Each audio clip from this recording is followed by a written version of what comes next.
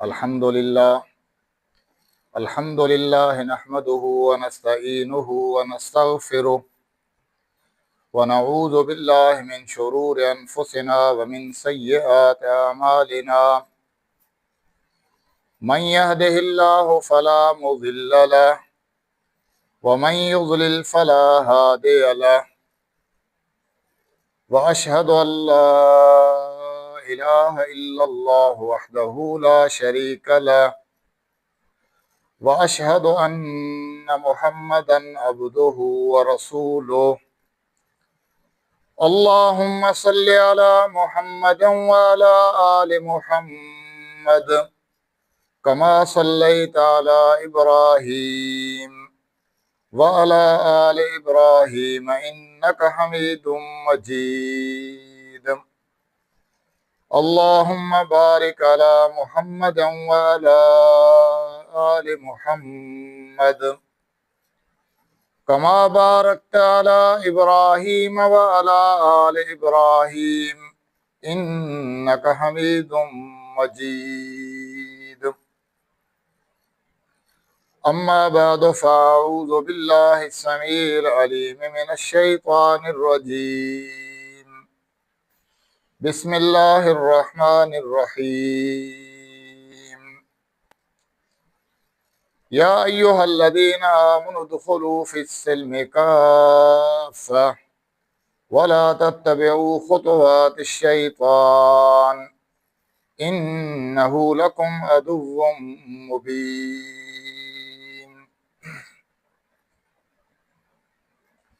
मुख़्तसर हम्दो सना ऐं दुरूद सलात खां बाद अल्लाह रब्बुल आलमीन जा असां माण्हुनि ते अणगणिया एहसान आहिनि। हर माण्हू वेही करे गौर करे त मूं ते अल्लाह ताला जा केॾा वॾा एहसान आहिनि। इंसान पाण खां मथिएं खे न ॾिसे बल्कि पाण खां हेठिएं माण्हू खे ॾिसे त अल्लाह ताला जो शुक्रगुज़ार माण्हू थी करे ज़िंदगी गुज़ारींदो। अल्लाह ताला हर माण्हूअ खे बेशुमार नेमतूं ॾिनियूं आहिनि, पर इंसान वटि उन्हनि नेमतुनि जो क़दुरु कोन्हे हूंदो। सबबु हीअ आहे जो इहे नेमतूं असांखे मुफ़्त में मिलियल आहिनि। जेका शइ असां महिनत करे पैसनि सां ख़रीद कंदा आहियूं उनजो असां वटि क़दुरु आहे, पर जेका शइ मुफ़्त में मिलंदी आहे उनजो क़दुरु कोन्हे हूंदो। क़ुरान करीम अल्लाह रब्बुल आलमीन बेशुमार नेमतुनि जो ज़िक्र कयो। हिकु मक़ाम ते अल्लाह ताला अखियुनि जहिड़ी नेमत जो ज़िक्र कयो। अलम नजअल लहू ऐनैन, छा असां इंसान खे ॾिसण लाइ ॿ अखियूं कोन ॾिनियूं आहिनि? जेकॾहिं कंहिं माण्हू जी हिकिड़ी या ॿई अखियूं हलियूं वञनि उन खां तव्हां पुछो त इन अख जी क़ीमत केॾी वॾी आहे। दुनिया जा करोड़ रुपया ख़र्च करे पर अख मोटी मिली नथी सघे। केतिरा अहिड़ा मिसाल आहिनि, माण्हू वीचारा आख़िरी ज़िंदगी में नाबीन थी वेंदा आहिनि, मुहताज थी वेंदा आहिनि ॿियनि जा, त पोइ जंहिं माण्हू खे अल्लाह ताला ॾिसण लाइ अखियूं ॾिनियूं आहिनि, ॿुधण लाइ कन ॾिना आहिनि, हलण लाइ पेर ॾिना आहिनि, अल्लाह जंहिं माण्हू खे सिहत ॾिनी आहे, खाए पीए थो, निंड करे थो, अल्लाह उनखे औलाद ॾिनो आहे, इहे नंढियूं नेमतूं कोन्हे। असांखे अल्लाह ताला जे नेमतुनि जो शुक्र अदा करणु खपे। क़ुरान करीम में अल्लाह ताला फरमायो, जेकॾहिं तव्हां शुक्र अदा कंदो ऐं नेमतूं वधाईंदुसि, जेकॾहिं माण्हू नाशुक्री कंदो त नेमतूं घटिजी वेंदियूं। यकीनन असांजो अॼु हिन मस्जिद शरीफ़ में गॾु थी करे वेहणु सिर्फ़ु दीन ॿुधण ख़ातिर आहे। जेको माण्हू अल्लाह जो दीन तवजो सां ॿुधंदो, अमल जी नियत कंदो, अल्लाह ताला खां तौफ़ीक़ तलब कंदो, रब्बुल आलमीन उनखे दीन ते अमल जी तौफ़ीक़ अता करे छॾींदो। पर हिकिड़ा अहिड़ा माण्हू आहिनि जेके सिर्फ़ु ॿुधण जी हद ताईं हूंदा आहिनि, उन ते अमल जो इरादो ई कोन्हे हूंदो, त पोइ अहिड़नि माण्हुनि खे नेकी जी तौफ़ीक़ मिलंदी ई कोन्हे। तंहिं करे अलाह जो दीन सां तवजो सां ॿुधे, गौर ऐं फ़िक्र करे, हीअं सां हंडाए अमल जी कोशिशि करे ऐं अलाह ताला खां तौफ़ीक़ जो सुवाल करे। अॼु जे मुख़्तसर प्रोग्राम में तव्हांजे साम्हूं जेका मूंखे ॻाल्हि रखणी आहे उहा हीअ आहे त अलाह ताला क़ुर करीम जे अंदरि अलाह जे प्यारे पैगम्बर जनाब मोहम्मद रसूलुल्लाह सल्लल्लाहु अलैहि वसल्लम जिन पंहिंजे मुबारक हदीसनि जे अंदरि असांजे अॻियां हिकिड़े दुश्मन जी वज़ाहत कई आहे। अलाह ताला क़ुर में फरमायो तव्हां उन खे दुश्मन बनाए करे वठो, ऐं उहो दुश्मन केरु आहे? शैतान, इंसान जो दुश्मन। जंहिं माण्हू शैतान खे दुश्मन सम्झी वरितो त उहो शैतान जे साज़िशनि खां बची सघंदो, पर जेको माण्हू शैतान जी दुश्मनी खां वाक़िफ़ ई न हूंदो त पोइ शैतान उन खे नुक़सानु पहुचाए वेंदो हुयो। क़ुर हदीस में इन हवाले सां वॾो मवाद मौजूदु आहे त शैतान कहिड़ीअ तरह सां इंसान खे गुमराह करण जी, इंसान खे नुक़सानु पहुचाइण जी कोशिशि कंदो आहे। इहो बि अल्लाह जो अहसान आहे जो रब्बुल आलमीन संस दीन ज़रिए इंसान जे अॻियां इहे वज़ाहतूं करे छॾियूं त हिन शइ खां तोखे बचणो आहे ऐं हीउ तुंहिंजो दुश्मन आहे, इन जे साज़िश ऐं मकर खां तूं पंहिंजे पाण खे बचाईंदे त कामयाबु थींदे। त शैतान जेको आहे उहो इंसान जो जेको दुश्मन आहे, उहो इंसान जे ईमान ते हमिलो करण जी कोशिशि कंदो, इंसान जे ईमान ते हमिलो करण जी कोशिशि कंदो। दुनिया में जेके धाड़ेल आहिनि, चोर आहिनि, उन्हनि जी निगाह इंसान जे पैसे ॾोकर ते हूंदी आहे, मिल्कियत ते हूंदी आहे, कंहिं तरह सां माली नुक़सानु पहुचाइण जी कोशिशि कंदा आहिनि। पर अलाह ताला जंहिं दुश्मन खां असांखे आगाह कयो आहे उहो त असांजे ईमान ते धारो हणण जी कोशिशि कंदो।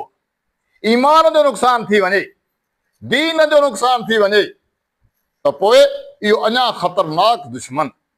मुंहिंजा दोस्तो, अलाह ताला पहिरीं ॾींहं खां सैयदुना आदम अलैहिस्सलाम खे जॾहिं जन्नत में मोकिलियो ऐं खुली आज़ादी ॾेई छॾियईं, तूं ऐं तुंहिंजी घरवारी वञी करे जन्नत में मज़ा माणियो, अलबत हिकु शइ खां तव्हांखे मने इनकार आहे, वण तव्हांखे खाइणो कोन्हे, उन जे वेझो तव्हांखे अचिणो कोन्हे, बाक़ी तव्हां लाइ सॼी जन्नत आहे, घुमो फिरो खाओ पीओ। वला तक़रबा हाज़िहि शजरा, पर हिन हिकिड़े वण जे वेझा न वञिजो, बाक़ी खुली इजाज़त। ऐं गॾोगॾु अलाह ताला शैतान खे उन जन्नत में पहुचण जो मौक़ो बि ॾेई छॾियो। शैतान पहुची वञे थो जन्नत में। हाणे शैतान कहिड़ी कोशिशि करे थो त हिन आदम खे कहिड़ी ग़लती कराइणी आहे, लाफ़रमानी जो कमु कराइणो आहे, जंहिंजे नतीजे में अलाह हिन ते नाराज़ थी पवे। जेको शैतान इंसान खे जन्नत में कोन थो छॾे, उहो हिन ज़मीन ते छॾे ॾींदो। जन्नत पाक जॻह आहे न, उते बि इंसान खे छॾे कोन। सैयदुना आदम अलैहिस्सलाम पहुचे थो, दिलि में वसवसा ख़्याल पैदा करे थो ऐं अजीब क़िस्म जो मकर ऐं फ़रेब करे थो। अल्लाह रब्बुल आलमीन क़ुर करीम जी मुख़्तलिफ़ जॻहियुनि ते इन वाक़े खे बयानु कयो आहे। इहो वाक़ियो महज़ ईअं न आहे जो इंसान पढ़ी वठे, बल्कि गौर करे त शैतान कहिड़ो ख़तरनाक आहे। शैतान इंसान जो दुश्मन आहे। शैतान इंसान सां हसद कंदड़ आहे। शैतान खे इंसान जी ख़ुशी वणे कोन थी। शैतान इन ॻाल्हि में राज़ी आहे त शैतान इंसान जेको आहे उहो अल्लाह ताला जी रहमत खां परे थी वञे। हाणे जन्नत जे अंदरि शैतान सैयदुना आदम अलैहिस्सलाम जे दिलि में कहिड़ो ख़्याल पैदा करे थो? चवणु लॻो आऊं तव्हां ॿिन्ही जो ख़ैर ख़्वाह आहियां। माना शैतान पंहिंजो पाण खे इंसान जो दोस्त बनाईंदो, उनजे वेझो थींदो आहे। आऊं तुंहिंजी भलाई ख़ैर चाहियां थो, तोसां मोहबत करियां थो, तोखे आऊं सुठो मशवरो ॾियां।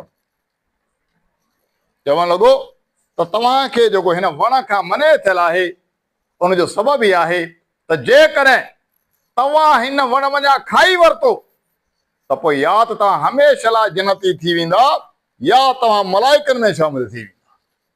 गौर करियो, अलाह ताला जे हुक्म जे मुक़ाबले में शैतान कहिड़ी तमन्ना ॾियारे थो, दिलि में कहिड़ी ख़्वाहिश पैदा करे थो।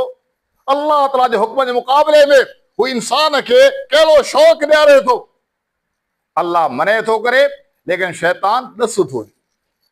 आख़िरकार इहो वसवसो, इहो मकर, इहो फ़रेब, इहे ख़ैर ख़ाई जा जज़्बा जेके आहिनि उहे असरअंदाज़ थियनि था सैयदना आदम अलैहिस्सलाम ते ऐं उनजी घरवारी ते, ऐं उहो वन मज़ा खाई वठनि था। क़ुर जा अल्फाज़ आहिनि, उहे कपिड़नि खां आज़ाद थी विया जॾहिं उन्हनि अलाह जे हुक्म जी नाफ़रमानी कई ऐं पंहिंजो पाण ते जन्नत जे वण जा जेके पन हुया उहे जिस्म ते लॻाइण लॻा। तव्हां त ढकिजी वञो, ओघड़ ढकिजी वञो। गौर करियो, इन वाक़े में असांजे लाइ कहिड़ी अहिड़ी नसीहत आहे त जेकॾहिं तव्हां अलाह जे हुक्म ते अमल कंदा रहंदव तव्हांजी इज़त हूंदी, तव्हां बालिबास हूंदा। पर जेकॾहिं तव्हां शैतान जे हुक्म ते अमल कंदा, अलाह जी नाफ़रमानी कंदा त अलाह जी रहमत खां परे थी वेंदा, तव्हां बेलिबास थी वेंदा, तव्हांजा ऐब सभु ज़ाहिर थी वेंदा। तंहिं करे क़ुर जे अंदरि अलाह ताला तमामु वॾो ज़िक्र कयो शैतान जो ऐं फरमाई हीउ तव्हांजो दुश्मन आहे, तव्हां इन खे दुश्मन बनाए करे रखो। सैयदना आदम अलैहिस्सलाम खे अलाह ताला सजदो करण जो हुकुम ॾिनो मलाइकनि खे, तव्हां हिनखे सजदो करियो। हाणे जेके अलाह जा मलाइक आहिनि उहे त इहो सजदा तज़ीमी करे रहिया आहिनि लेकिन शैतान इनकार करे थो। उनजे दिलि में सैयदना आदम अलैहिस्सलाम लाइ हसद, कीनू ऐं बोज़ आहे ऐं गॾोगॾु उन में तकबर ऐं वॾाई मौजूदु आहे। अॼु बि इहा ई ॻाल्हि आहे। ऐं जॾहिं अलाह रब्बुल आलमीन शैतान खे पंहिंजे रहमत खां तड़े छॾियो त हुन अलाह जे अॻियां वाइदो कयो।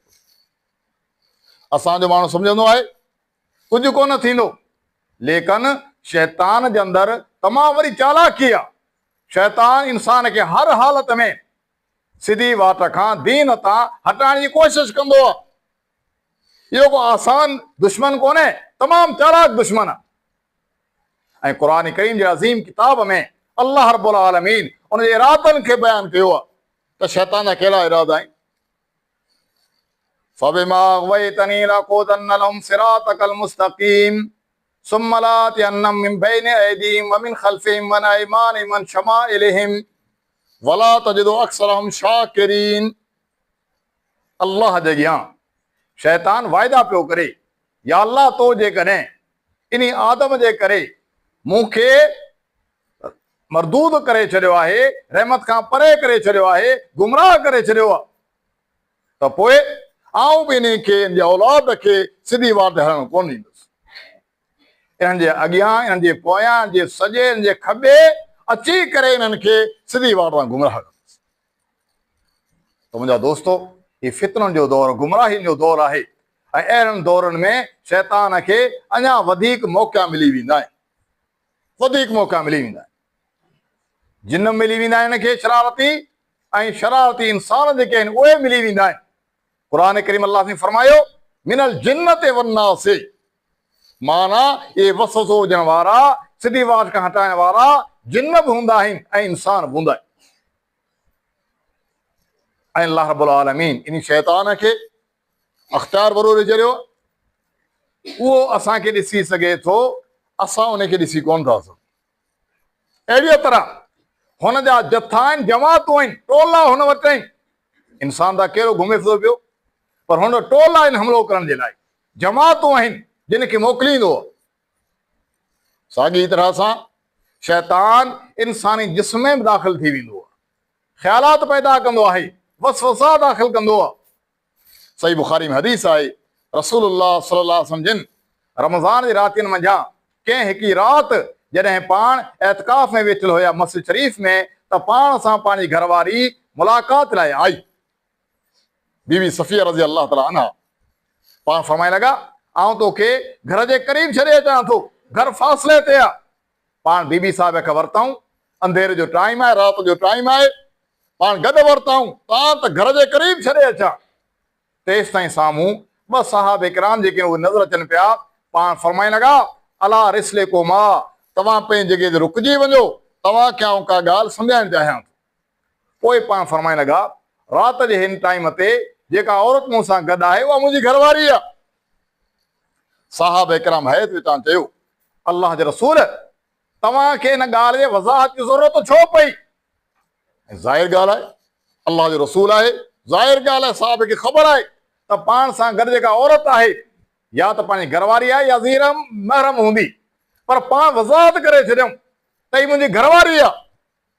जॾहिं साहब तजुब कयो तॾहिं पाण फरमाइण लॻा, इन शैतान यजरी मिनल इंसान मजर दम। तव्हांखे ख़बर कोन्हे, शैतान इंसान जे अंदर में दाख़िल थी वेंदो आहे, डोड़ूं पाईंदो आहे, बुरा ख़्याल ऐं वसवसा पैदा कंदो आहे।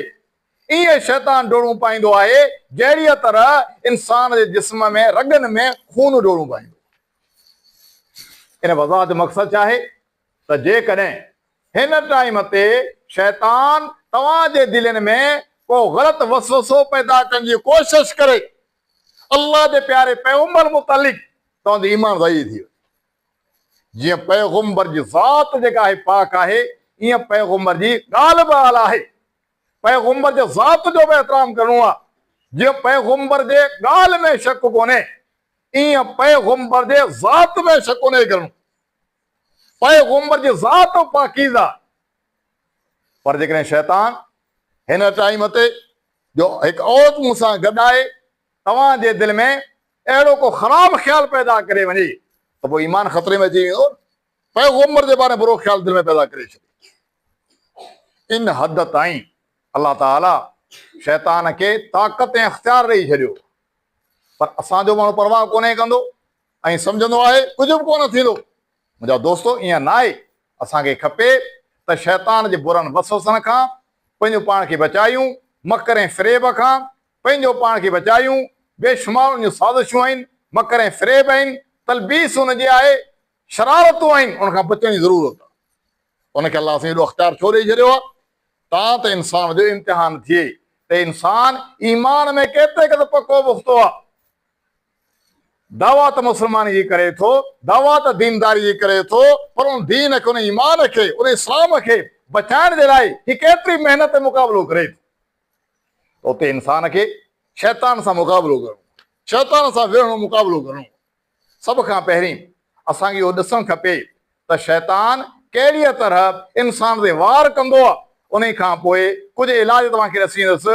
जेकॾहिं असां उन ते अमल कंदासीं त इंसान शैतान जे वार खां बची वेंदो। बुनियादी तौर ते शैतान चाहींदो आहे त ही इंसान जेको आहे इहो शिरक ऐं कुफ्र करे। तव्हां क़ुर करीम पढ़ो, अॻियनि क़ौम जो अहवाल मौजूदु आहे। अल्लाह जा नबी अलैहिस्सलाम जेके आया उहे क़ौमनि जे अॻियां अल्लाह जो दीन पेश कंदा विया, वही पेश कंदा विया, पंहिंजो अख़लाक साम्हूं रखियो क़ौम जे। पर क़ौम वारा मञण लाइ तयारु कोन थिए थिया। इन कुफ्र ते, इन शिरक ते आमद करण वारो केरु हुयो? शैतान। त शैतान सभ खां पहिरीं इहा कोशिशि कंदो आहे त इंसान शिरक करे, कुफ्र करे, पैगंबरनि जी मुखालफ़त करे, आख़िरत जो इनकार करे, बेदीन थी वञे। क़ुर करीम में अल्लाह रब्बुल आलमीन सूरह नूह जे अंदरि सैयदना नूह अलैहिस्सलाम जी शिकायत बयानु कई आहे। हिकिड़े तरफ़ सैयदना नूह अलैहिस्सलाम जी महिनत छा आहे जो 950 साल पंहिंजे क़ौम खे तबलीग कई। 950 साल ॻाल्हि करणु आसान आहे, पर अरसो केॾो वॾो आहे। हिकु माण्हू 950 साल तबलीग करे, तौहीद बयानु करे, पर ॿिए तरफ़ के चंद माण्हू मुस्लमान थियनि था।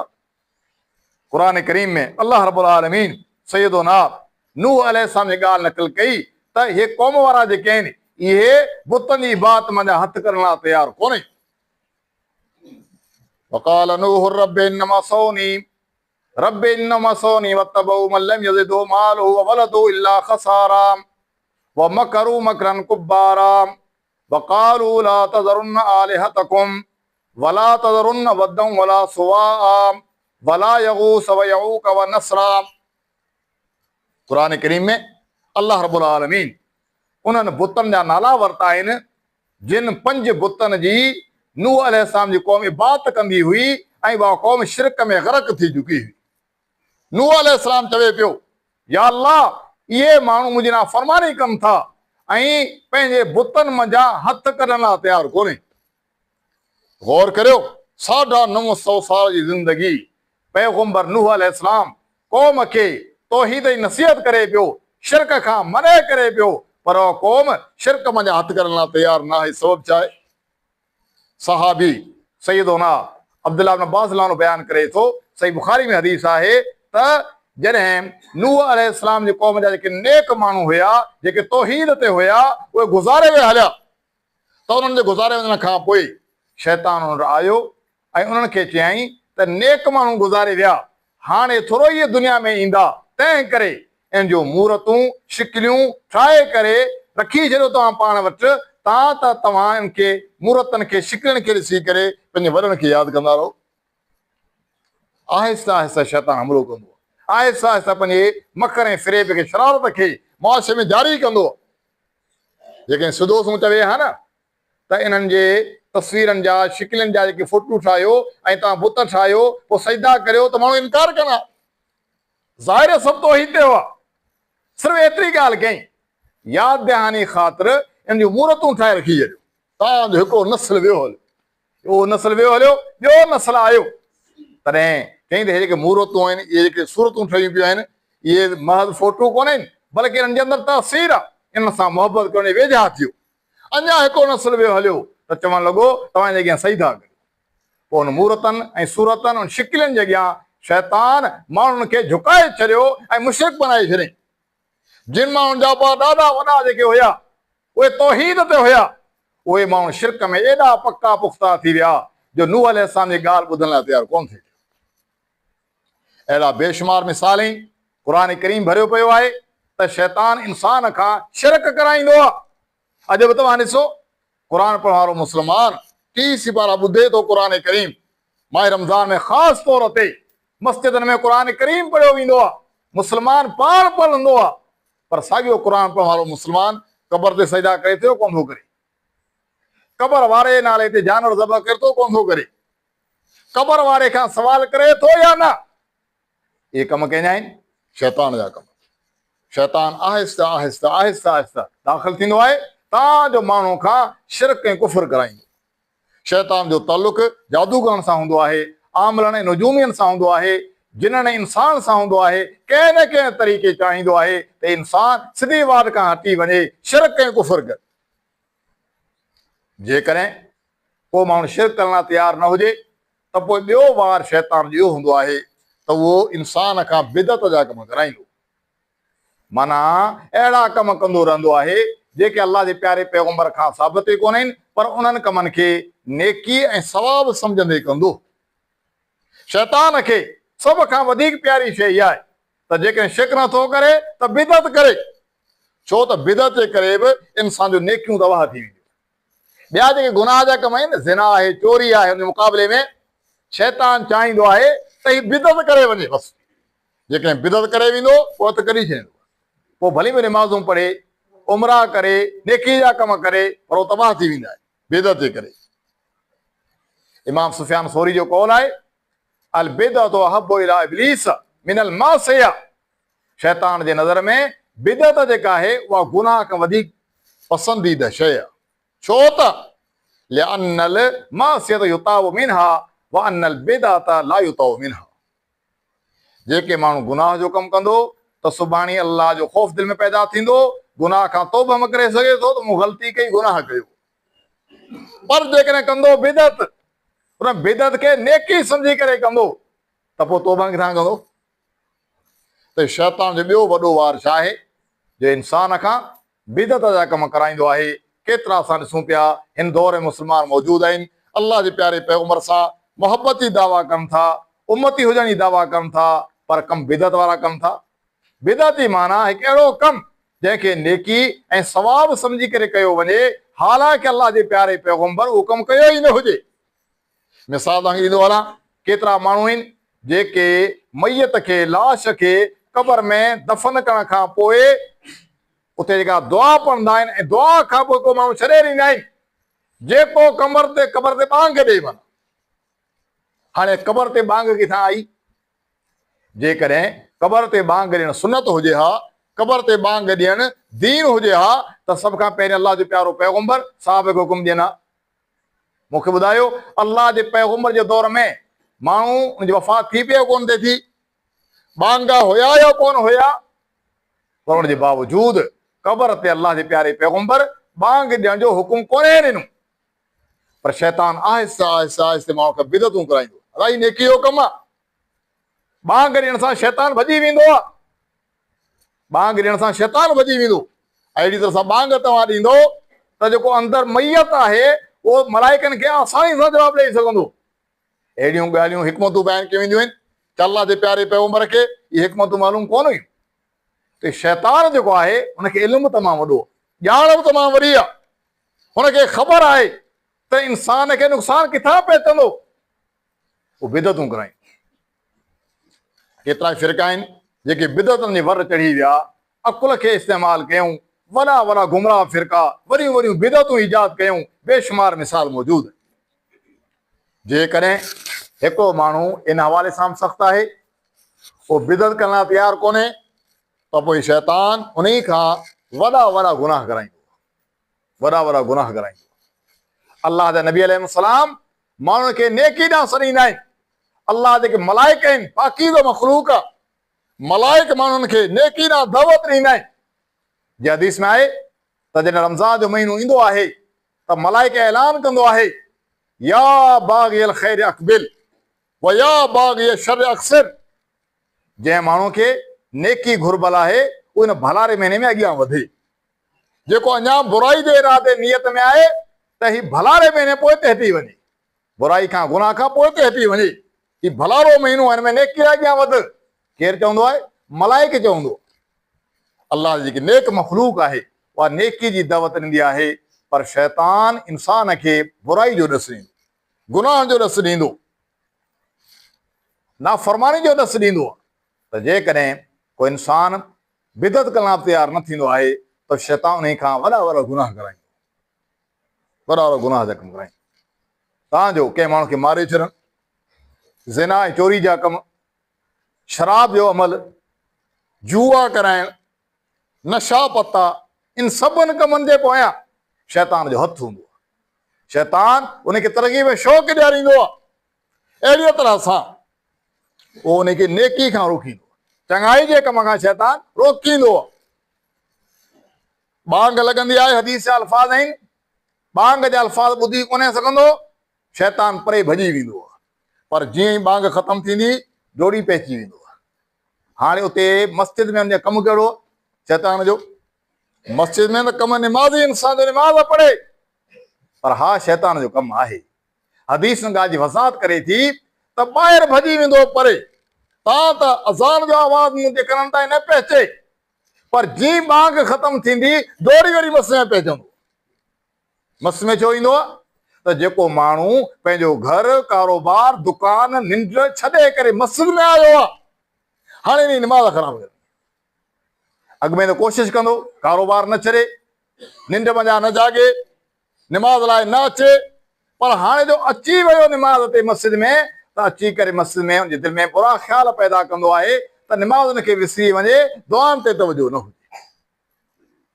त माना शैतान इंसान खे गुनाह जे कमनि जो ॾसु ॾींदो ऐं नेकी खां हुनखे रोकींदो। जेकॾहिं को माण्हू अलाह जी वात में ॾियण जो इरादो कंदो, मस्जिद सां तावन करिणो आहे, मदरसे सां, मदरसे शागिर्दनि सां तावन करिणो आहे, कंहिं ग़रीब मिसकिन सां मदद करणी आहे, त शैतान चवंदो इहे ॿ टे रुपया रखी छॾ, खुटी वेंदे, ग़रीब थी वेंदे, पोइ किथां आणींदे। पर ख़्याल दिलि में पैदा कंदो गायननि ते, बुराई जे कमनि ते, बेहयाई जे कमनि ते ख़र्च कर, मोबाइल में पैसा लॻाए, इहे कम जी शइ। माना ग़लति कमनि जो ॾसु ॾींदो, पर नेकी जे कमनि खां रोकींदो। क़ुरान भरियो पियो आहे, अलाह जे रसूल साहब ने हदीस में वॾो ज़िक्र मौजूदु आहे त शैतान तव्हांखे गुनाह जे कम लाइ आमादा कंदो। हदीस जा अल्फाज़ आहिनि त पोइ मुस्लमान पंहिंजे मुस्लमान भाउ ते तलवार न उल्हारे, हथियार न उल्हारे। छो त जेकॾहिं को माण्हू हथियार खे उल्हारींदो आहे त उहो शैतान पोइ धिको ॾींदो, ही भली नुक़सान थिए। अलाह बानो गौर करियो त केॾी वरी वज़ाहत अल्लाह रब्बुल आलमीन क़ुरान करीम जे अंदरि शैतान जे हवाले सां करे छॾी। असांखे ॾस ॾेई छॾियईं शैतान दिलि में हसद कीनू बूज़ पैदा कंदो, मुस्लमान भाउ जे लाइ बूज़ पैदा कंदो, हसद पैदा कंदो, कावड़ पैदा कंदो, दिलि में वॾाई पैदा कंदो।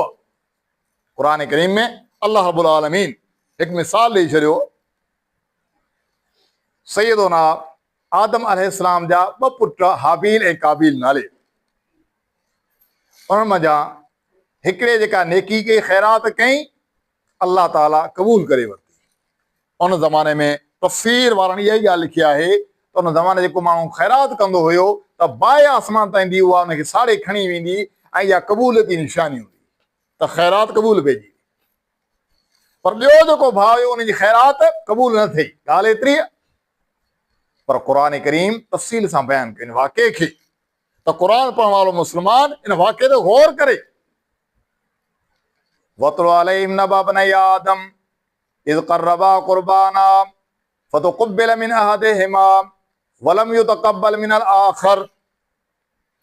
ऐं इन्हनि माण्हुनि ते ॿिनि भाइरनि जो मिसाल बयानु कर जिन मंझां हिकिड़े नेकी क़बूल थी, सदको ख़ैरात क़बूल थियो, ॿिए जी नेकी ख़ैरात क़बूल कान थी।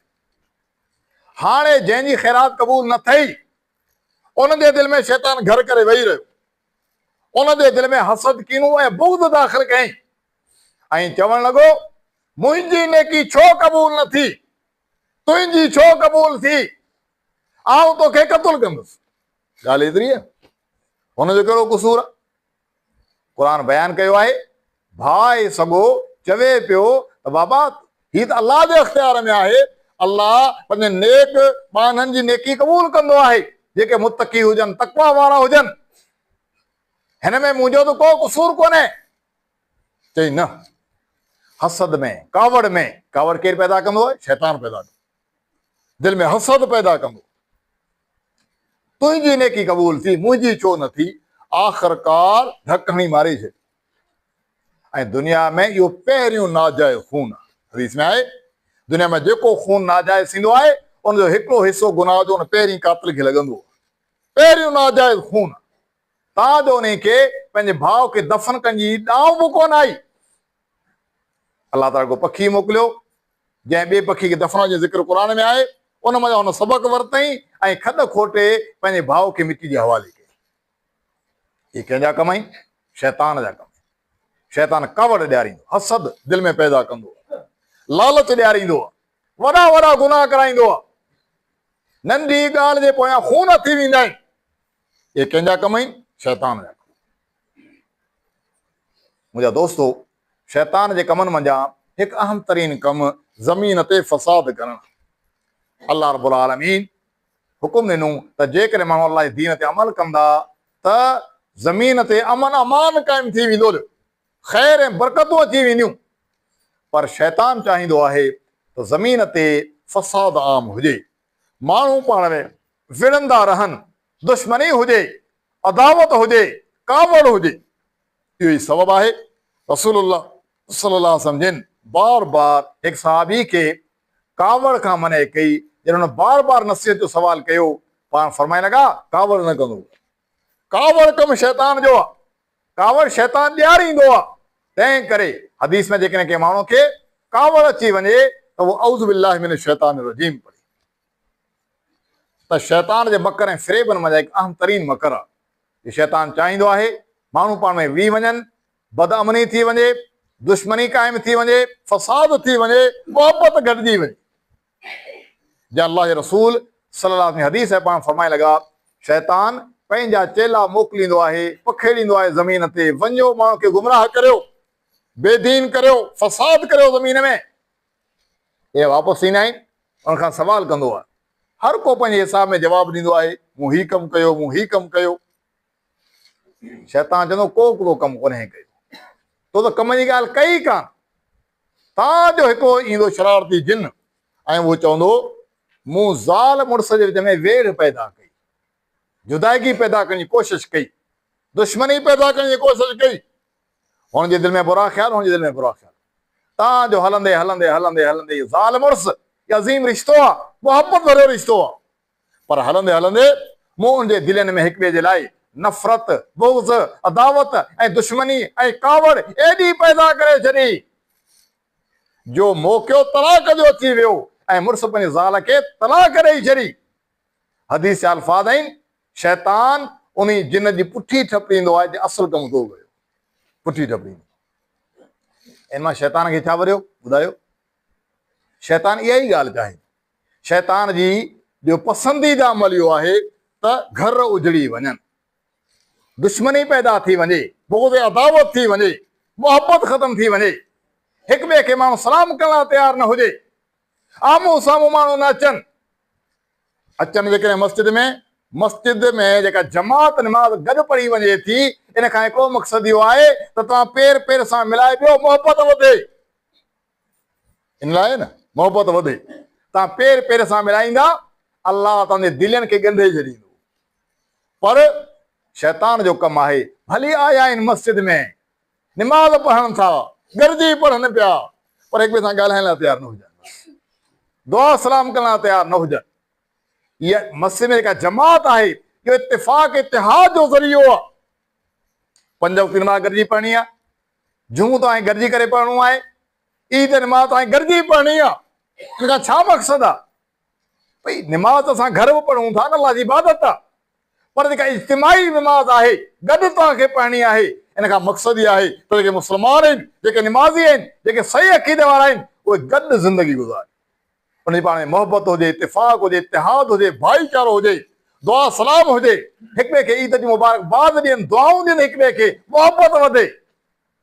पर न, शैतान जे भली ईद में गॾु थींदा, जुमे में गॾु थींदा, जमात में गॾु थींदा, पर हिक ॿिए सां ॻाल्हाईंदा ई कोन।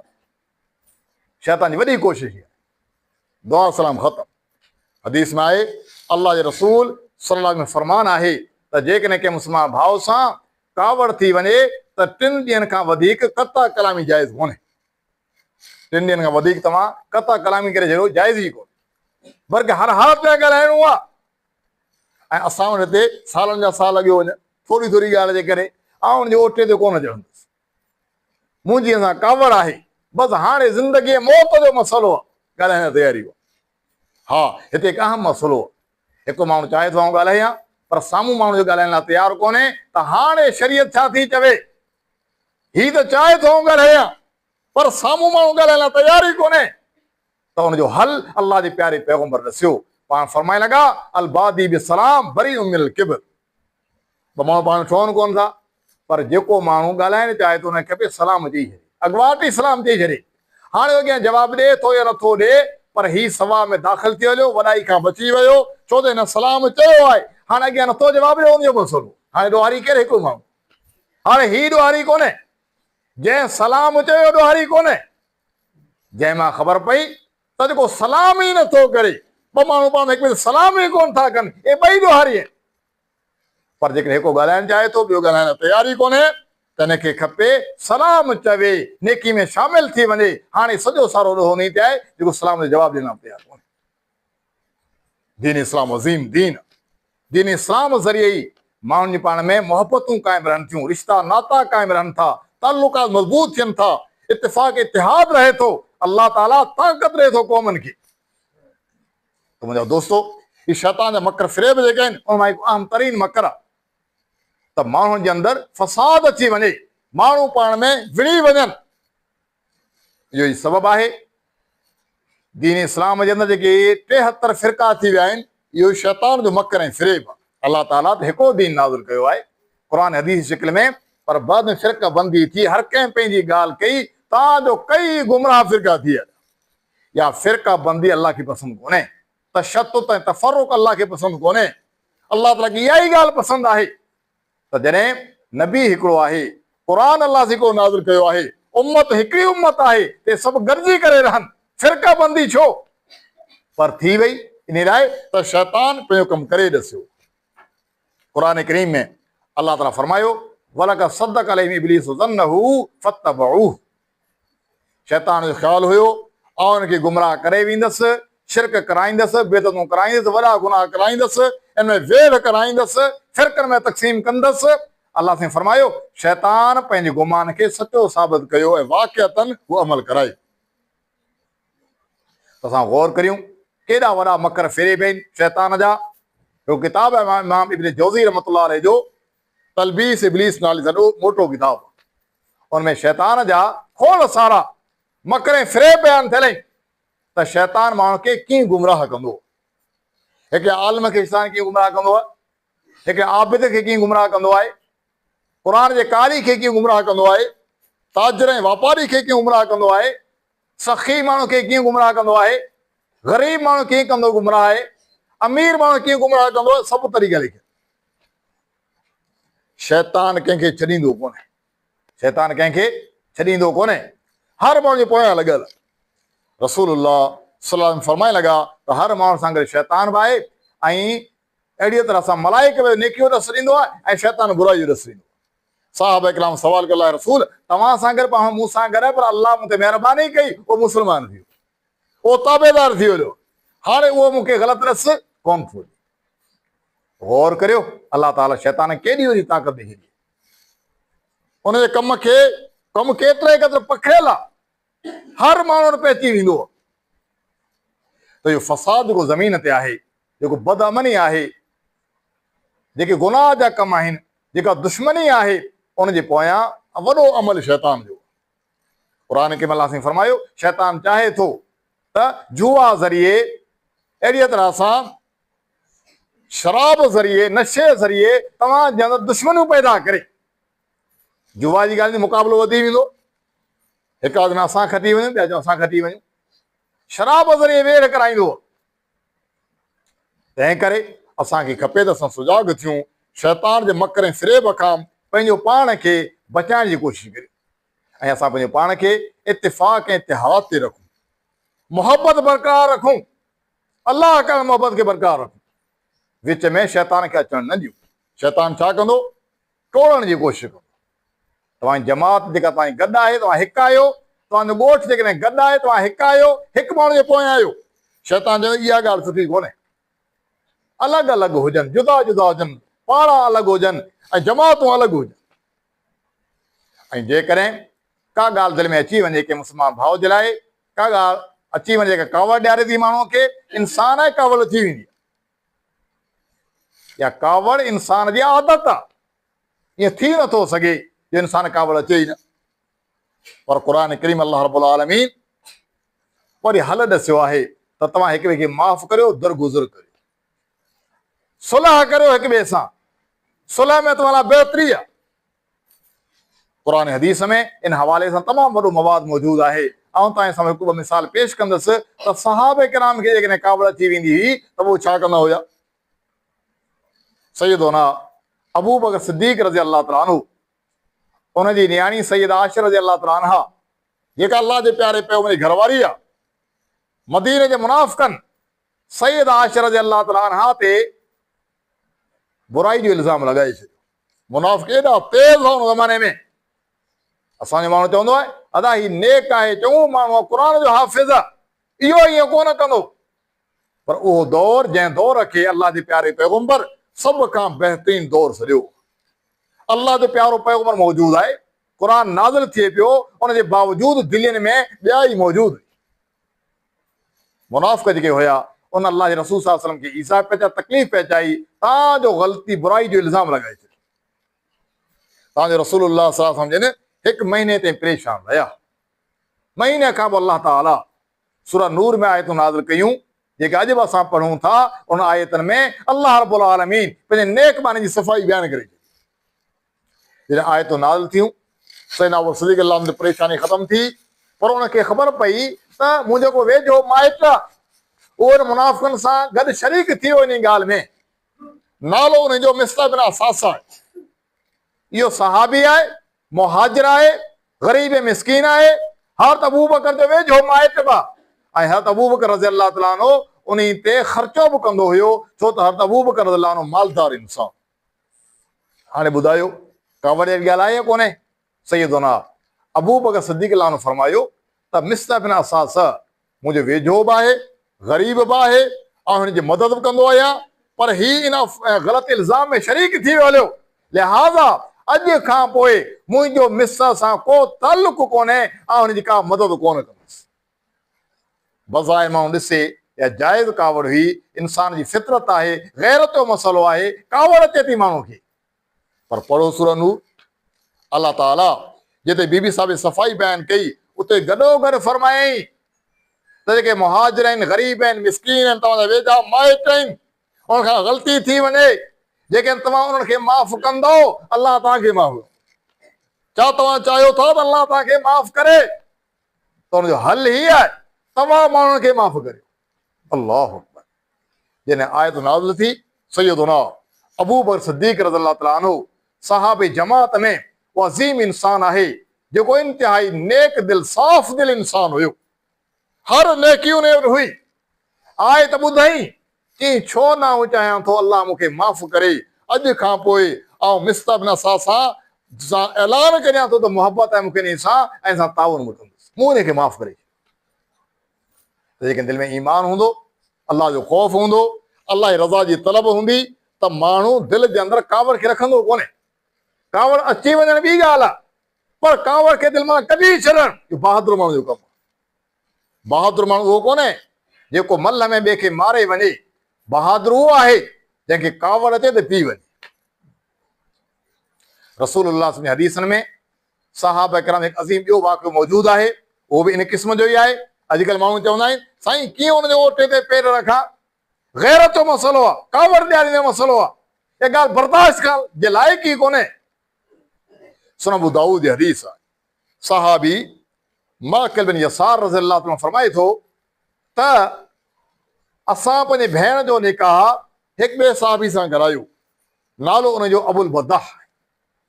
अॻिते हली करे उनजो पाण में निबाह न थी सघियो ऐं उन अबुल बदाह असांजी भेण खे तलाक ॾेई छॾी।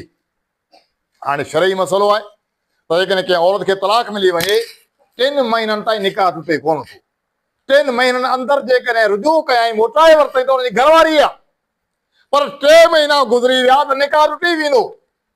पर 3 महीननि खां पोइ निकाह टुटी वियो, पहिरीं या ॿी तलाक आहे त नए निकाह ज़रिए वरी बि ज़ाल मुड़ुस जी हैसियत रही सघनि था। शरई मसइलो। सहाबी माकिल बिन यसार फरमाए थो असांखे ॾाढी कावड़ लॻी जो असां हिन माण्हू खे इज़त ॾिनी, पंहिंजे भेण जो निकाह हिन सां करायोसीं, पर हिन जेको आहे उनखे तलाक ॾेई छॾी। 3 महीना गुज़री विया, असांखे यादि ई कोन कयईं। 3 महीना गुज़री वञण खां पोइ इहो माण्हू अबुल बदाह असां वटि अचे थो ऐं चवे थो आऊं तव्हांजी भेण सां नए सिरे निकाह करणु चाहियां थो। कावड़ जहिड़ी ॻाल्हि आहे कोन्हे। सहाबी माकिल बिन यसार फरमायो असांखे तेज़ कावड़ हुजे, मूं चयो तुंहिंजी असां इज़त कई, असां पंहिंजे भेण जो निकाह तोसां करायोसीं, तो असांजी बेइज़ती कई, उनखे तो तलाक ॾेई छॾी, 3 महीने जो टाइम गुज़री वियो, तूं आई कोन, हाणे 3 महीना गुज़री विया, हाणे कहिड़े मुंहं सां आयो आहीं? हदीस अल्फाज़ आहिनि, माकिल बिन यसार फरमायो अलाह जी कसम असां कॾहिं पंहिंजी भेण तुंहिंजे हवाले कोन कंदासीं, मूंखे मंज़ूर ई कोन्हे। विड़ी उनखे रवानो करे। अल्लाह ताला क़ुरान करीम में आयत नाज़िल कई जेका अॼु बि असां पढ़ंदा आहियूं। क़ुरान जा हाफ़िज़ आहिनि या हाफ़िज़ानियूं आहिनि, तव्हां पुछो हिन खां, आयत अॼु मौजूदु आहे। वला ताज़ुलूहुन्ना यनकिहना, जेकॾहिं कंहिं औरत खे तलाक मिली वञे, 3 महीना गुज़री वञनि, 3 महीना गुज़री वञण खां पोइ इहे साॻी मर्द ऐं औरत पाण में नओं निकाह करणु चाहिनि त अल्लाह वारसनि खे ख़िताब कयो ला ताज़ुलूहुन्ना, इन औरतुनि खे निकाह खां मने न करियो, रुकावट न बंदियो, रुकावट न बंदियो। जॾहिं आयत नाज़िल थी, सहाबा किराम हुया जंहिंजो अल्लाह जे क़ुर ते ईमान हो, असां वांगुरु मुस्लमान कोन हुआ, हिकिड़े कम जा ॿुधी ॿिए कम जा कढी छॾी। आयत नाज़िल थी, सहाबी गौर कयो त हिन आयत में त मसइलो मुंहिंजे घर जो आहे, अल्लाह हुकुम थो ॾे रुकावट पैदा न करियो, निकाह थी सघे थो। क्या असां उन माण्हू खे घुरायोसीं ऐं पंहिंजी भेण जो निकाह ख़ुशी सां उन माण्हू सां करायोसीं। तंहिं करे अल्लाह जो दीन अॼु मौजूदु आहे, क़ुर अॼु मौजूदु आहे, हदीसूं अॼु मौजूदु आहिनि। असांखे खपे त असां मोटी अचूं ऐं हिक ॿिए खे ग़लती माफ़ करियूं, सुलह करे वठूं, मोहबत करियूं हिक ॿिए सां। अल्लाह ताला असां लाइ रस्तनि खे आसान करे छॾींदो, रस्तनि खे आसान करे छॾींदो। ऐं माण्हू अमल तॾहिं करे सघंदो आहे जॾहिं माण्हू दिलि में अलाह जो ख़ौफ़ ऐं डपु हुजे। क़ुर करीम अल्लाह साईं फरमायो वमन यत्तक़िल्लाह यजअल लहू मख़रजा वयरज़ुक़हु मिन हैसु ला यहतसिब, जेको माण्हू अल्लाह तां खां डिॼंदो, अल्लाह ताला उन जे लाइ रस्ता आसान करे छॾींदो ऐं अल्लाह रब्बुल आलमीन उन्ही जे लाइ उतां खां रोज़ी जो इंतज़ाम कंदो जितां हुनजो वहम ऐं गुमानी कोन्हे, वहम गुमान कोन्हे। हीअ नसीहत दिलि सां तव्हांखे कयां पियो ऐं सभ खां पहिरियों पंहिंजो पाण खे करियां थो त असां हिन फितन जे दौर में, गुमराही ऐं शिरक जे दौर में, बिदअत ऐं फ़साद जे दौर में, गुनाहनि जे दौर माण्हू गुनाह सरे आम कंदा आहिनि दौर जे अंदरि, अलाह जे दीन न मोटी अचे। तव्हां त मोहबतूं वरी मोटी अचनि, इतिहाद इतफ़ाक़ मोटी अचे, अलाह जे दीन सां मोटी अचूं। यकीननि जेके को माण्हू अलाह जे दीन मोटी ईंदो, अलाह वाइदो करे छॾियो आहे, उन लाइ रस्ता आसान थी वेंदा ऐं अलाह रोज़ी करे तंग कोन कंदो। पर शैतान जे वाटनि में, शैतान जे मकर ऐं फ़रेब में, शैतान जे असबाबनि में इंसानु तंग थींदो आहे, दीन खां परे थी वेंदो, मोहबतूं ख़तमु थी वेंदियूं ऐं दीन ते अमल करणु मुश्किल थी वेंदो। असांखे खपे त असां हर वक़्तु अलाह जो ज़िक्र करियूं। जेको माण्हू ज़्यादा ज़िक्र कंदो आहे शैतान परे भॼी वेंदो। नुस्ख़ो तव्हांखे ॾिसां थो, जेका तव्हां चाहियो था दिलि मंझां शैतान भॼी वञे, तव्हां अलाह खे वधीक यादि करियो। बिस्मिल्लाह इहो बि ज़िक्र जो कलमो आहे, अल्हम्दुलिल्लाह, ला इलाहा इल्लल्लाह, अल्लाहु अकबर, इहे सभु ज़िक्र जा कलमा आहिनि जिन में तौहीद भरी पई आहे ऐं शैतान खे तौहीद जो कलमो ॾुखियो लॻंदो। तंहिं करे पंहिंजे तबियत में इहा शइ आणे छॾियो। घर माण्हू दाख़िल थिए, कंहिं शइ में हथु विझे, दरवाज़ो खोले थो बिस्मिल्लाह चवे, दरवाज़ो बंदि करे थो बिस्मिल्लाह चवे, थांव तव्हांजे ढक लाहे थो बिस्मिल्लाह पढ़े, मथे ढक ॾे थो बिस्मिल्लाह पढ़े, शैतान भॼी वियो। शैतान जो वस हलंदो ई कोन। क़ुरान अल्लाह फरमायो आहे शैतान जो मकर कमज़ोर आहे, मकर वधीक ज़रूर आहे पर हुनजो मकर फ़रेब छा आहे, कमज़ोर आहे। अलाह ताला संस दीन ज़रिए असांखे ॾसे छॾियो आहे। माना जेको दरवाज़ो तव्हां बिस्मिल्लाह पढ़ी बंदि कयो, हाणे शैतान में ताक़त कोन्हे जो दरवाज़ो खोले सघे, भली तालो लॻल न हुजे, कड़ो लॻल कोन्हे, पर तव्हां छा कयो, तव्हां बंदि कंदे बिस्मिल्लाह पढ़ी आहे, हाणे शैतान में ताक़त कोन्हे जो दरवाज़ो खोले सघे। इहो ॾस कंहिं ॾिनो आहे, अलाह जी दीन ॾस। जेको हाणे बार बार अलाह जो ज़िक्र कंदो, तौहीद जा कलिमात पढ़ंदो, शैतान वेझो कोन्हे। अहिड़ीअ तरह सां सुम्हण जे टाइम ते जेके अज़कार आहिनि, ख़ासि तौर ते आयतुल कुर्सी आहे, टेटियो आहे, टे कुल आहिनि, इहे पढ़ी करे माण्हू सुम्हे। सिर्फ़ु इहे यादि करण लाइ कोन्हे। असांजे मौसम लाइ ॿार जेके आहिनि, ॿारियूं आहिनि, हिनखे सभु दुआऊं यादि आहिनि, पर आउं नसीहत कंदुसि त सिर्फ़ु यादि करण लाइ कोन्हे बल्कि अमल लाइ बि आहिनि। जॾहिं माण्हू राति टाइम ते बिस्तरे ते अचे, सभ खां पहिरीं इहा अज़कार करे वज़ीफ़ो पढ़े, पोइ आराम करे। अलाह जे प्यारे पैगंबर जो मामूल इहो आहे। पाण नसीहत कयऊं राति जो सुम्हण जे टाइम ते जेकॾहिं को माण्हू आयतुल कुर्सी पढ़े थो, टेटियो पढ़े थो, टे कुल पढ़े थो, टेटीह जी माना आहे 33 दफ़ा सुभान अल्लाह, 33 दफ़ा अल्हम्दुलिल्लाह, 33 दफ़ा अल्लाहु अकबर पढ़े ऐं टे कुल पढ़े। हदीस में आयतुल कुर्सी बारे में अचे थो त पोइ आयतुल कुर्सी पढ़ी सुम्हंदो न त पोइ अल्लाह जो मलाइक उन माण्हू जी निगरानी कंदो आहे। मलाइक जी ड्यूटी लॻंदी आहे। जे तव्हां वटि स्कूलनि में पटे वारा हूंदा आहिनि, चौकीदार हूंदा आहिनि, जॾहिं तो आयतुल कुर्सी पढ़ी आहे, हाणे मलाइक जी ड्यूटी लॻी वई त हिन माण्हू ते बीरा निगरानी कर, शैतान जे वेझो न अचे। गौर करियो त ज़िक्र जे कलमनि में, दुआनि में कहिड़ो वॾो तासीर आहे, कहिड़ो वॾो फ़ाइदो आहे। अलाह ताला पंहिंजे दीन ज़रिए सम्झाणी ॾिनी आहे। तव्हां चाहियो था निंड पुरसकून अची वञे, निंड में बुरा ख़्याल न अचनि, बुरा ख़्वाब न अचनि, शैतान वेझो न अचे, त पोइ तव्हां इहे ज़िक्र जा कलमात पढ़ी सुम्ही रहंदा, अलाह तव्हांजी हिफ़ाज़त कंदो, मलाइक निगरानी कंदो।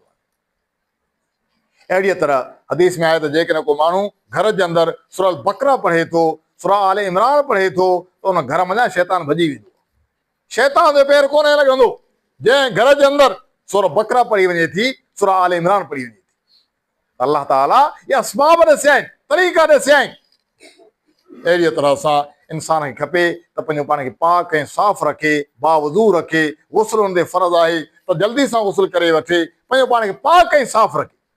शैतान उन्हनि जॻहियुनि ते वेंदो आहे जिन जॻहियुनि ते गंदगी ज़्यादा हूंदी आहे, उते शैतान वेंदो आहे। जिते गंदगी न हूंदी, सफ़ाई हूंदी, रोशनी हूंदी, शैतान वञी कोन सघंदो। इहो को हल आहे शैतान खे परे हटाइण जो।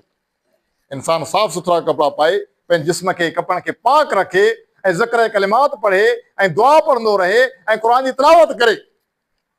अहिड़ीअ तरह सां जेकॾहिं को माण्हू अलाह जे सॾ जो जवाबु ॾींदो आहे, यानी बांग लॻण सां उहो वुज़ू कंदो आहे, मस में हाज़िर थी वेंदो आहे। जीअं जीअं नेकी कंदो वेंदो तीअं शैतान परे भॼंदो। शैतान खे रोकणो आहे, टोकणो आहे। इहे जेके बि कम आहिनि शैतान खे भॼाइण जे लाइ। हदीस में जेकॾहिं को माण्हू सुतो पियो हूंदो आहे, फजर जी ॿांग लॻंदी आहे, शैतान थपकी पियो ॾींदो आहे, अलाही का लहरुनि तवी, अञा वॾो टाइम पियो, राति डिघी आहे, सुम्ही पियो। पर पाण फरमाइण लॻा जेकॾहिं उथंदो आहे ऐं दुआ पढ़ंदो आहे, जेका निंड मां जाॻण जी आहे, ऐं वरी वुज़ू कंदो आहे त आहिस्ता आहिस्ता गंढियूं खुलंदियूं वेंदियूं आहिनि, चुस्त थी वेंदो आहे ऐं शैतान परे भॼी वेंदो। पर सुतो पियो आहे, केरु थो उथे निमाज़ लाइ, त शैतान चढ़ी वेही रहंदो। पर कंहिं चुस्सी सां ई उथी पियो, वुज़ू कयईं, ज़िक्र कलिमात पढ़ई, शैतान परे भॼी। शैतान खे असां लथण ई कोन था सघूं, शैतान खे असां ॾिसूं ई कोन था, पर असां सां करीब वेझो हूंदो आहे, हू जल्दी सामिनो करे वेंदो आहे। जेके माण्हू ज़िक्र कोन्हे कंदो, अलाह जे कलाम जी तिलावत कोन्हे कंदो, पंहिंजो पाण खे पाक ऐं साफ़ नाहे रखंदो, शैतान हमले करण में देरी कोन्हे। पर जेकॾहिं असां इहा तयारी कंदासीं त पोइ शैतान परे भॼी वेंदो आहे, शैतान वेझो अची सघंदो ई कोन्हे। शैतान जो मकर फ़रेब कमज़ोर आहे। शैतान दिलि में तमन्नाऊं ख़्वाहिशूं पैदा कंदो आहे, पर उन माण्हू जे दिलि में जेको शैतान खे दोस्त बणाईंदो, शैतान खे दोस्त बणाईंदो। इन्नमा सुल्तानुहु अलल लज़ीन यतवल्लौनहु। शैतान जो ग़लबो उन्हनि माण्हुनि ते हूंदो आहे जेके पाण शैतान खे दोस्त बनाईंदा आहिनि, शैतान खे यार बनाईंदा आहिनि, दोस्त बनाईंदा आहिनि। शैतान त ग़ालिब थी वञे चढ़ी वेही रहंदो आहे, नेकी खां रोकींदो, बुराई जा कम कराईंदो। पर जेको चुस्त थींदो, अल्लाह जे दीन ते अमल कंदो, शैतान परे भॼंदो। उनजो मिसाल रसूलुल्लाह सल्लल्लाहु अलैहि वसल्लम हदीस में मौजूद आहे। अल्लाह जे रसूल सल्लल्लाहु अलैहि वसल्लम जिन सैयदुना उमर फारूक रज़ियल्लाहु अन्हु फरमाइण लॻा त मा लकीक शैतान फज्जन इल्ला सलक फज्जन गैर फज्जिक। गौर करियो, इंसान शैतान जो शिकार, शैतान इंसान खे ॻोल्हींदो आहे। शिकारी छा खे ॻोल्हींदो आहे? शिकार खे ॻोल्हींदो आहे न। तव्हां वेंदा झंग में शिकार करण लाइ, शिकार ॻोल्हींदो आहे माण्हू, तॾहिं हथु कंदो आहे। त शैतान जो शिकार इंसान आहे, हू इंसान खे ॻोल्हींदो आहे, उन ते हमिलो करण जी कोशिशि कंदो आहे। बचंदो जे ज़िक्र कयो हूंदो या अलाह खे यादि कयो हूंदई। पर गौर करियो, सैयदना उमर फारूक रज़ियल्लाहु अन्हु ईमान मज़बूत हुयो, अक़ीदो मज़बूत हुयो, अलाह जे बाद गुज़ार बानो हुयो ऐं नेक हुयो, ज़िक्र अज़कार कंदो हुयो। त पोइ हदीस जा अल्फाज़ पाण फरमाइण लॻा त जंहिं घटी में उमर तूं ईंदो आहीं, शैतान उहा घटी छॾे ॾींदो। जो ॾिसी करे चवंदो उमर पियो हुजे न, परे भॼंदो। हीउ ईमान जो कमाल आहे, हीउ अमल जो कमाल आहे। माण्हू अलाह दीन ते अमल कंदो, मज़बूती सां अमल कंदो, अलाह जी ज़ात सां मोहबत कंदो, ज़िक्र अज़कार कंदो, दीन ते अमल कंदो, अलाह जो क़ुर पढ़ंदो, शैतान परे भॼींदो। शैतान ताक़त ई कोन्हे। त मूं अॼु तव्हांजे साम्हूं तफ़सील सां इहा ॻाल्हि इन लाइ रखी त हीउ फितननि जो दौरु आहे, गुमराहियुनि जो दौरु आहे। हिन दौर जे अंदरि शैतान खे पंहिंजे मकर ऐं फ़रेब खे आम करणु तमामु आसान आहे। हू जल्दी सां हमिलो करे सघंदो आहे। ऐं ख़ासि तौर ते उहो माण्हू जेको दीन ते अमल ई न करे, जेको पंहिंजो पाण पाक न रखे, जेको ज़िक्र अज़कार न करे, जेको दुआउनि जो एहतमाम न करे, जेको अलाह जो क़ुर न पढ़े, त पोइ उन ते जल्दी सां हमिलो करे वठंदो आहे। शैतान कामयाबु थी वेंदो आहे, दुश्मनी आम थी वेंदी, कावड़ आम थी वेंदी, फ़साद थी वेंदो आहे। तंहिंखे वॾी ज़रूरत आहे हिन फितने जे दौर में असां अलाह ताला जी पनाह में अची वञूं, अलाह जे क़ुर जी तिलावत कयूं, ज़िक्र अज़कार करियूं, पंहिंजो पाण खे पाक ऐं साफ़ रखूं। जेकॾहिं कावड़ अची वञे, इंसान पी वञे, अलाह जी फज़ीलत बयानु कई आहे, त पोइ असां कोशिशि कंदासीं, यकीन ॼाणो ज़िंदगी सुकून इत्मीनान वारी गुज़रंदी, बदअमली ख़तमु थी वेंदी, दुश्मनी ख़तमु थी वेंदी ऐं मोहबत आम थी वेंदी, इत्तिफ़ाक़ इतिहाद आम थी वेंदो। असां पाण में भाइर थी करे रहंदासीं। अलाह सिं क़ुर में फरमायो आहे त मुस्लमान पाण में भाइर आहिनि ऐं इन घुर्जे त भाइर बणिजी करे रहनि ऐं हिक ॿिए लाइ दिलि में कंहिं क़िस्म जी दुश्मनी, बोज़ ऐं अदावत न रखनि। अलाह मूंखे तव्हां सभिनि खे अमल तौफ़ीक़ अता फ़रमाए। अक़ूलु क़ौली हाज़ा व आख़िरु दअवाना अनिल हम्दुलिल्लाह।